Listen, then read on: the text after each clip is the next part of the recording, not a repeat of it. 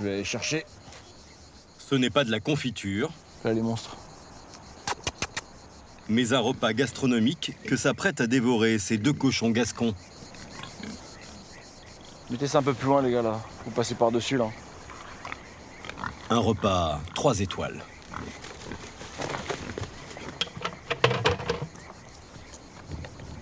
Qu'est-ce qu'ils mangent là? Bah voilà, toutes les chutes de la cuisine, tout ce qui est produits organiques, voilà, on essaye le plus possible de valoriser les déchets, on va dire.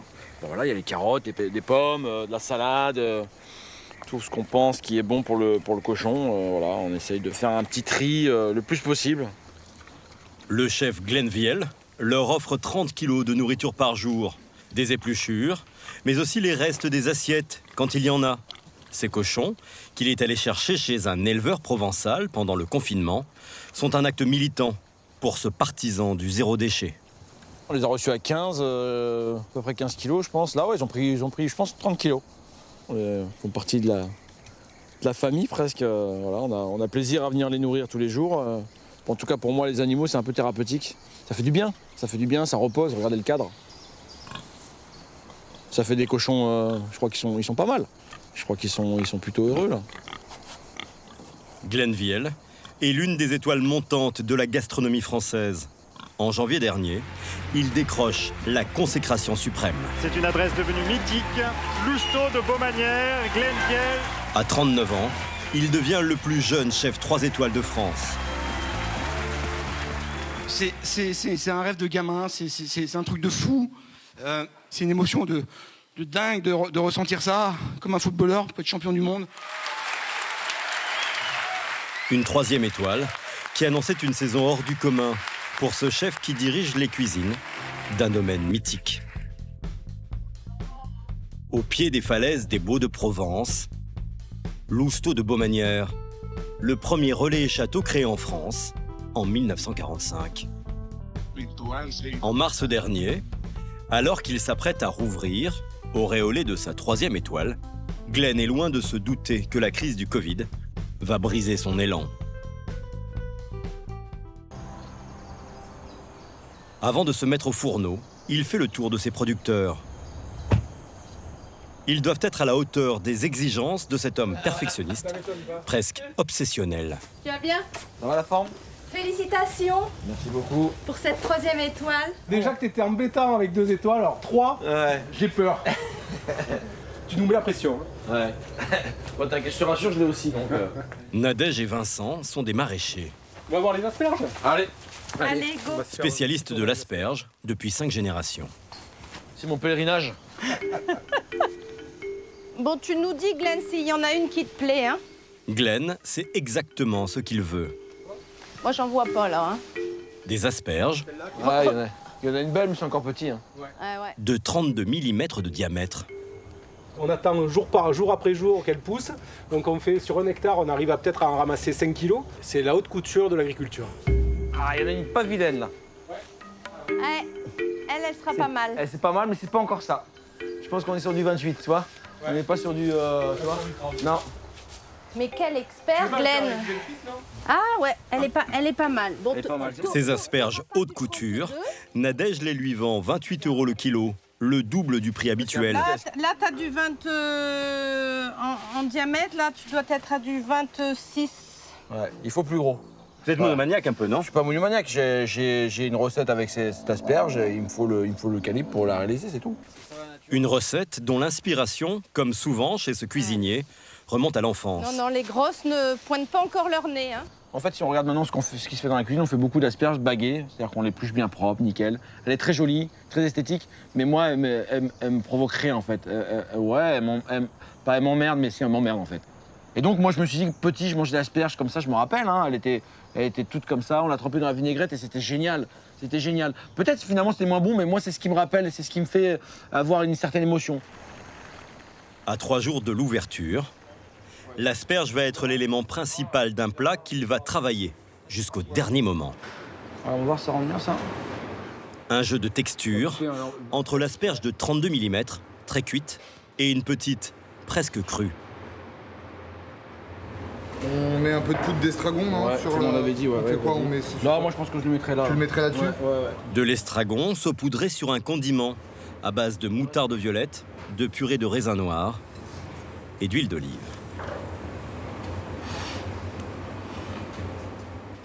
Très intéressant. Il manque pas, franchement, Non, il manque pas grand. il manque pas grand chose. Il manque pas grand-chose. La cuisson lui convient, le dressage un peu moins. Ce plat ne sera pas mis à la carte. Est-ce que tu penses que la ventrèche de Bigorre, est-ce qu'on la flash un tout petit peu Ouais, on la flash. sous la salamandre pour Ouais. qu'elle... Avec son second, il essaie pour la première fois un plat qui associe oignons, truffes et ventrèche. Une idée que le chef a eue ce matin. Super.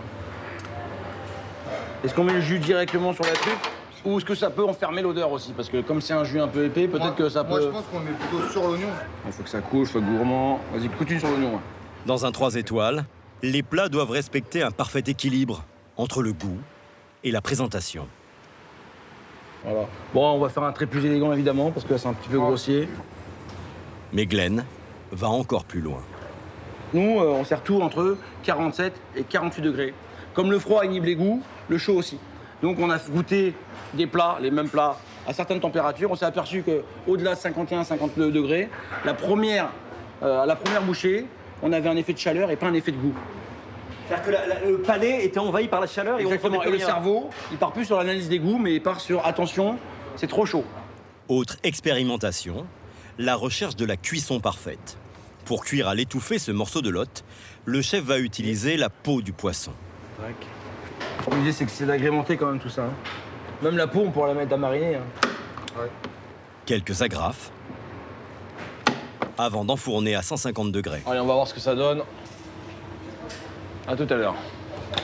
Regarde. En quelques secondes, la peau se rétracte.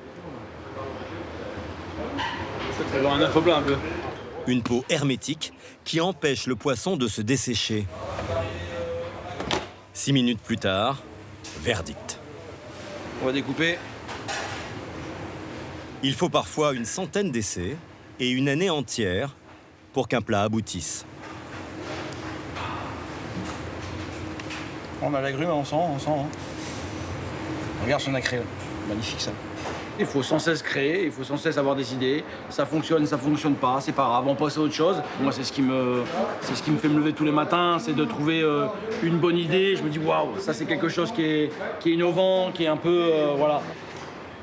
Un cerveau en perpétuelle ébullition depuis l'enfance. Ce Breton s'est installé en Provence il y a 5 ans avec sa famille. Bonne crêpe pur beurre. Les petits Bretons. Allez, à table. Sa femme, Erika, est aide-soignante. Elle a choisi d'arrêter de travailler pour s'occuper de leurs 2 enfants. Elles sont bonnes les crêpes de grand-père? C'est bon, hein? Miam, miam. Ah oui, c'est trop bon les crêpes de grand-père. Erevan, 21 mois, et Lilouen, 11 ans, dégustent les crêpes de leur grand-père paternel. Jean-Michel, gendarme à la retraite, vient d'arriver des Côtes-d'Armor pour assister au premier service 3 étoiles de son fils. Cette réussite est une revanche pour cet enfant qui souffrait de dyslexie. À l'époque, la dyslexie, c'était pas de la dyslexie, t'étais le cancre de la classe, et puis voilà, ça s'arrêtait là. Depuis tout petit, j'ai peut-être une vision un peu différente de celle des autres. C'est-à-dire que moi, je pouvais lire pratiquement une question commençant par la fin. C'était bizarre. Je peux pas expliquer ça.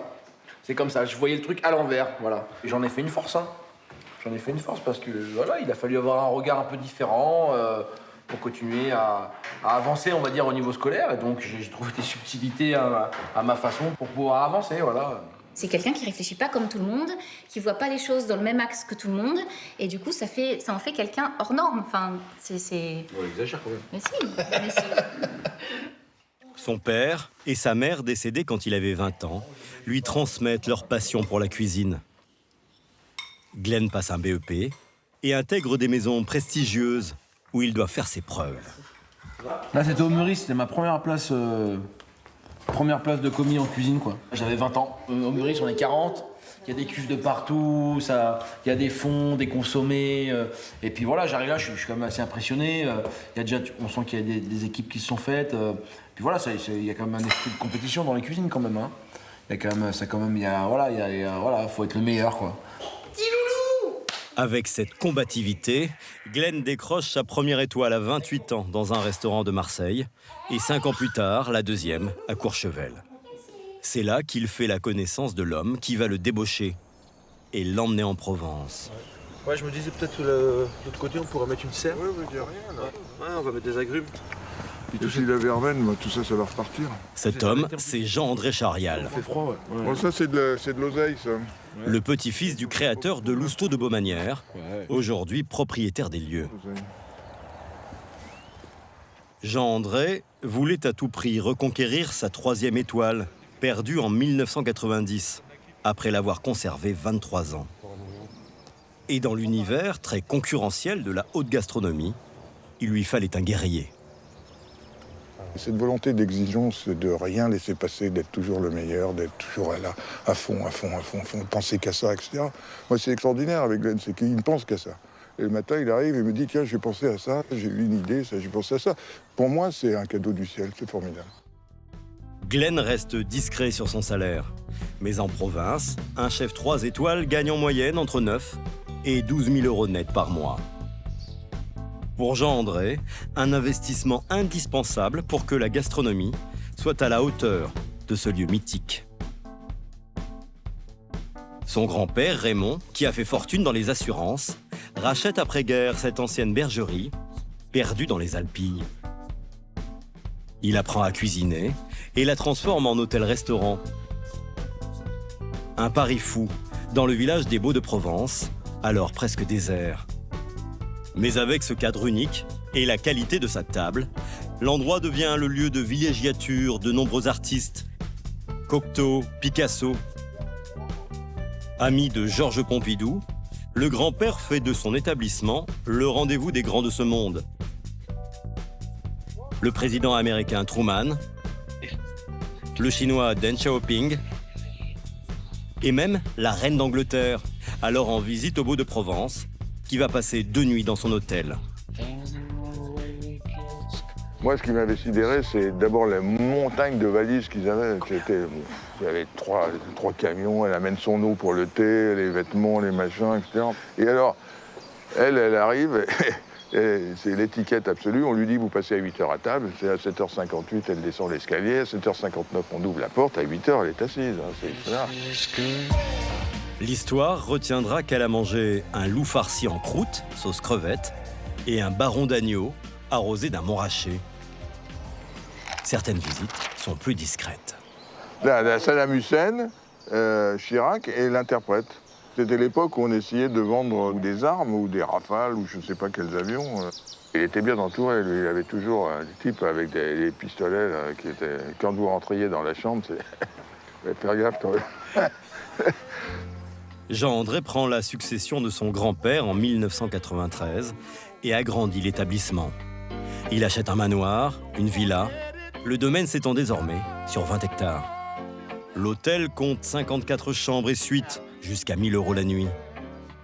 Toutes ont une décoration unique.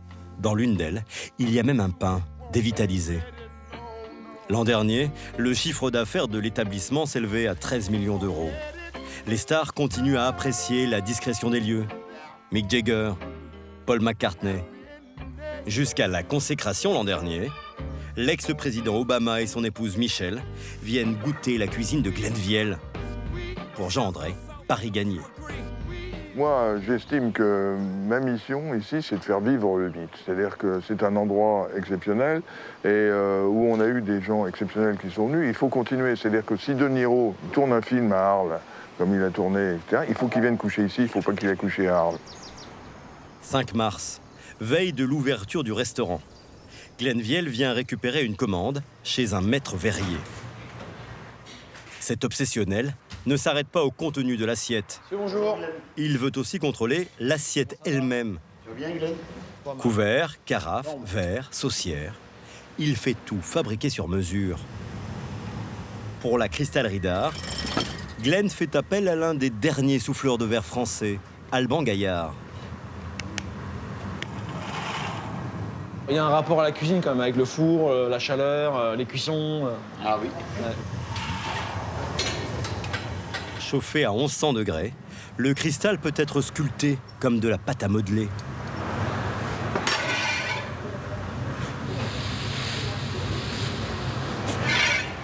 C'est que ça refroidit vite. Glenn a demandé à Alban de réaliser une coquille d'oursin. Voilà, c'est bien. Alors, t'as bien réussi à recréer l'oursin qui aurait perdu ses épines. C'est pas mal. Il fait un peu chaud. Ouais, c'est ça. Non, c'est parfait. Ouais, je vois bien le petit oursin, tu vois, avec des petites algues autour. C'est vraiment joli. Et ce que j'aime bien finalement aussi dans l'artisanat comme ça, c'est des fois cette petite imperfection. Ça montre un humain derrière. Enfin, ça montre une vraie sensibilité. Ça, j'aime beaucoup. Non, je suis content. C'est génial. Prix de la coupelle, 25 €. À chaque fois, Alban doit décrypter les désirs du chef. Eh ben, on discute, il regarde ce qu'il y a dans le magasin, et puis ben, il me fait des croquis. Donc ça, c'était la carafe à décanter pour aérer le vin. Alors, comme ça, ça fait un peu bizarre. Là, on pourrait croire qu'on a fait ça avec, en maternelle, première année, hein, première section. On n'a pas été bien loin. Non, l'idée, c'était voilà. Merci. Ah, voilà. Ça donne ça en vrai. Voilà. Ça, c'est Alban. Voilà. Il a un niveau un peu supérieur au mien. 3 mois de travail plus tard. Et donc, on a réussi à recréer ça. Donc là, la main du sommelier en relief à l'intérieur. Voilà, je voulais qu'elle soit comme une ombre. Chaque année, le restaurant dépense 60 000 € en assiettes, verres et couverts. Allez, merci. À très vite. Et merci beaucoup. Le montant de la Bonne casse continuation, les gars. est estimé à 20 000 € par an. Des arts de la table sur mesure, des plats haute couture et un service 3 étoiles. Arrête de stresser, je te sens stressé. Est-ce que je fais comme si j'arrivais Non, je t'ai dit, tu m'as pas écouté parce que tu as un stress, tu m'as pas écouté. Arrête de stresser, on est là, on est tranquille. Fabien, jeune commis et fébrile. Il vient d'être recruté et s'apprête à entrer en scène demain pour la première fois. Il gagne 1 400 € net par mois, nourri, logé. Donc tu nous fais le cochon. D'accord. Répétition générale avec Laurent Sustel, le directeur de salle.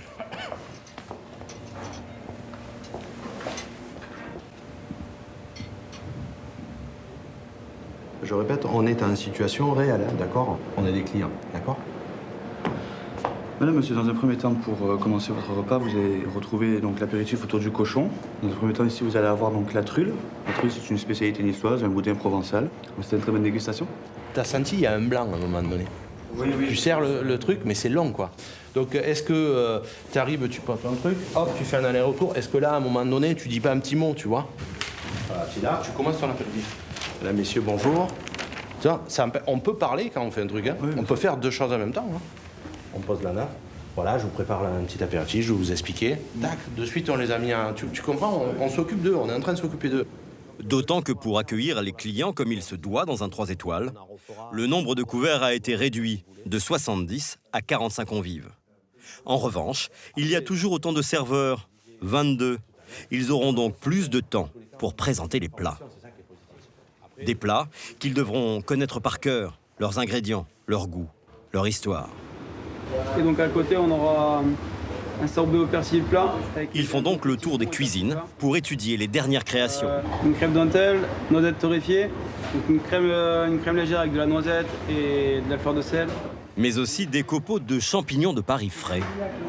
Un dessert signé Brandon Dehan, le chef pâtissier de 26 ans. Et mis à part l'association des différents goûts, qu'est-ce que tu as voulu représenter, Brandon? Le but, c'est de représenter un peu une feuille qui est tombée dans la forêt avec quelques noisettes. On a représenté un petit peu des petites traces de pas de chevreuil. La dégustation.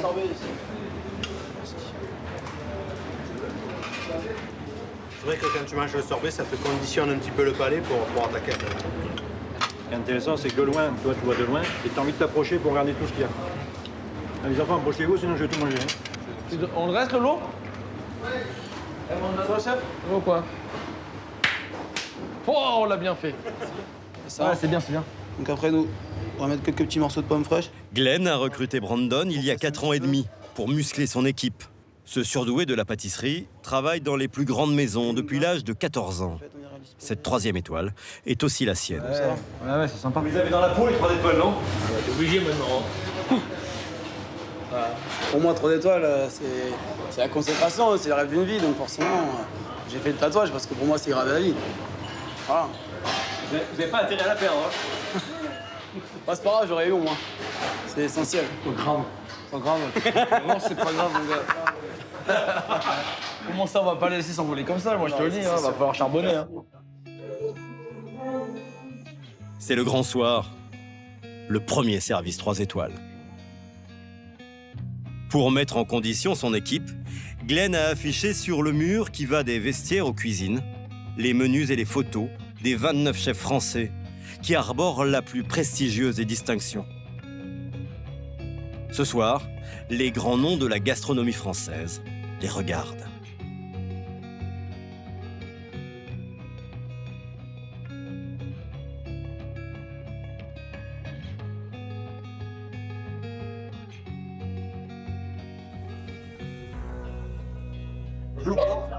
Jean-Michel, le père de Glenn, est dans le sein des saints, la cuisine.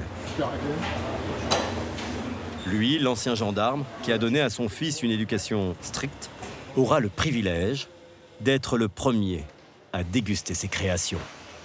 Vu ma scolarité un peu chaotique, je dirais, voilà, j'ai pas fait forcément la fierté de mes parents pendant ma scolarité, on va dire.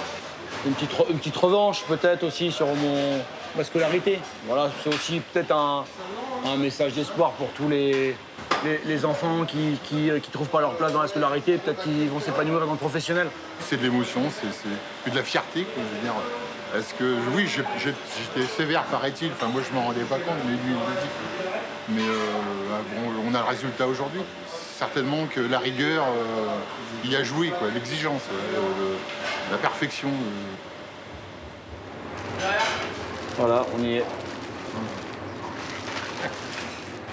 On va essayer de pas la salir parce que celle-là, je vais l'encadrer après. Mais en ce 6 mars, tout ne se passe pas comme prévu. La crise du Covid s'invite déjà à la table. 2 cuisiniers sont bloqués en Italie, où le virus fait des ravages. Un 3e, qui avait peur de la pression, a téléphoné le matin même pour se désister. Merci poulet. En urgence, Glenn a dû appeler 3 de ses amis en renfort. Elle va la mettre au frigo. Ouais. On va la mettre au frigo pour tout à l'heure. Christophe Chabiola, chef étoilé, est le premier arrivé. Je l'ai eu ce matin, il était un peu désespéré parce que j'ai dit, bon allez, je viens ce soir, même si je viens un peu loin, c'est pas grave. Des amis sur qui il peut compter. Car Glenn sait aussi tendre la main. Combien de temps alors du coup? T'as mis un timer ou pas? Sur ça? Ouais. Non. Mets des timers. Stéphane, son ancien prof de bac professionnel, vient de rejoindre la brigade. Pas forcément le bon... Divorce, licenciement, il a traversé une période difficile. Donc t'en refais un, tu t'en refais avec 3 minutes? Glenn a décidé de l'embaucher et même de l'héberger. En tant que stagiaire, déjà, il mangeait les commis. Parce qu'il avait de la passion, parce qu'il avait de l'envie, il avait de la hargne, il avait... Et aujourd'hui, le stagiaire embauche son professeur, c'est ça? C'est ça, c'est un peu ça. Et c'est pas gênant, ça me dérange pas. Hein. On se fait un petit débrief, 5 minutes les gars, là. Vite fait. Messieurs, dans à peu près 1 heure, c'est parti. C'est le grand saut. On fait de notre mieux, qu'on n'ait pas de regrets ce soir en rentrant chez nous. On fait comme d'habitude, on mouille le maillot, parce qu'aujourd'hui, on a ça. Ouais, bon service, messieurs. Le père de Glenn entame son festin par un foie gras, cuit à l'intérieur de ce céleri. Hop. Ouais, toi, ce qui est intéressant, c'est que le foie gras cuit, mais en même temps, crache du gras et donc alimente la semoule céleri truffe qui se trouve au fond. Ouais. Je me demande où il a été chercher ça. Un foie gras accompagné d'une tartelette, sur laquelle le chef dresse une crème à la truffe noire d'Aquitaine. Ce plat est vendu à la carte 95 €. C'est la première fois que Jean-Michel mange dans un 3 étoiles. Il a été invité par son fils. Autrement, je pense que j'aurais pas été là. Hein. Voilà, parce que oui, ça a un coût, quoi. Voilà. C'est vrai que c'est pas le restaurant de Monsieur Tout-le-Monde. Hein. J'aurais regretté de pas être venu. Il y aura 3 gigots menu rosé et un pigeon menu rosé. Pendant 3 heures, 400 plats sont préparés, dont des oursins accompagnés d'un velouté de biscottes servies dans les fameuses coupelles en cristal. Allez, on y va, s'il vous plaît. T'as un ventre là? Ou encore ce plat, appelé le choc des titans, un combat entre les petits pois du jardin et du caviar. De langoustine pour sur une bouillabaisse et un pigeon à la carte rosée. Glenn ne lâche pas des yeux ses nouvelles recrues, dont Stéphane. Balance les grenouilles, Stéphane, s'il te plaît. Les grenouilles, il faut y aller quand même, là. Stéphane a manqué la cuisson de 2 pigeonneaux et semble avoir du mal à tenir le rythme de la haute gastronomie. C'est pour ma tête que ça va pas. Faut que je me concentre. C'est intense. C'est bon, il va tête. Ça y est, c'est fait. Le restaurant est complet. Le menu en 8 plats coûte 240 € sans les vins, 10 € de plus que l'an dernier. Pigeon des Costières, présenté Le pigeon, là. dans son état naturel, dans son nid. Ces 2 couples d'Arlésiens sont des clients fidèles depuis les années 60. Ça fond dans la bouche. C'est délicieux. Une fois où je suis venue, il y avait Brad Pitt. Comment? J'ai pas compris. Brad Pitt. Il était là. Voilà. Vous avez demandé un autographe? Bon, pas du tout, c'est pas mon style. Ce soir, pas de Brad Pitt, mais Pierre Arditi, invité par Jean André. Tu crées. Ah, c'est joli ça, dis donc. Alors? Il va t'expliquer, tu vois. Fabien, le jeune commis, entre en scène face aux comédiens. Moutarde à l'ancienne. Et ensuite, ici, vous avez la tartelette, crème épaisse et maïs. Le chef a voulu réaliser comme l'histoire des 3 petits cochons, avec la maison en bois, la maison en paille, et ici, la maison en pierre. À vous de me dire... À vous de me dire quelle est la meilleure. Bon, je vais vous dire laquelle est la meilleure, ça donc pas forcément la plus solide finalement.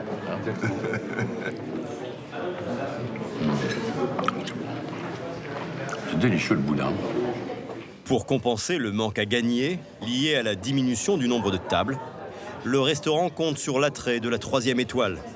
Sur l'année, elle permet de gagner 20% de clients et d'afficher complet, plus souvent. Mais 8 jours après cette soirée, le 14 mars, le gouvernement ordonne la fermeture de tous les restaurants de France. L'envol de Glenviel est stoppé net. Bonjour madame, bonjour monsieur. Bonjour. Comment allez-vous? Très bien, merci. C'est une belle journée de septembre. En cette fin d'été, la clientèle est revenue, essentiellement française. Mais pendant les 3 mois d'arrêt, l'établissement a perdu 1 200 000 € de chiffre d'affaires qui ne seront pas rattrapés. On prendra un petit peu de lavande aussi, les gars, là? Oui. On va prendre 2-3 betteraves. Attention les artichauts, Mathias. Glenn a retrouvé les 35 cuisiniers de sa brigade. Pendant le confinement, ils étaient presque tous en chômage partiel. Le chef hyperactif a profité de cette période pour développer son potager. Et un peu de sarriette aussi. Putain, secoue ton bac. Voilà. 35 fruits et légumes différents. Donc ça représente pas mal hein, ce qu'on a ici aujourd'hui. Hein. On n'est pas loin d'1 hectare de potager. C'est-à-dire qu'on a rajouté encore des bacs pendant le Covid. Il y a encore des gens qui sont venus travailler. Et donc on a agrandi, on a encore des surfaces à aménager. Quand on travaille l'aubergine, elle vient chez nous. Quand on travaille le petit pois, elle vient chez nous. Le haricot vert chez nous. Une grosse partie de nos tomates viennent d'ici. Autosuffisant, on ne le sera jamais. J'y crois pas. Mais par contre, chaque année, on l'est un peu plus. Il est vraiment tellement original qu'en fait... pain de mie, comment? Pour rattraper le manque à gagner, Nous, déjà, on fait notre pain de mie maison. le chef compte sur l'arrière-saison, prisé par une clientèle européenne. Ouais, bien sûr. Et vous faites tout cuire après. Exactement. Les goûts étaient impressionnants. Mais le rebond de l'épidémie rend l'avenir incertain. Merci à vous. Merci beaucoup. Bonne continuation. Le département des Bouches-du-Rhône, où se trouve le restaurant, est placé en zone d'alerte. 450 clients, allemands et britanniques, ont annulé leurs réservations.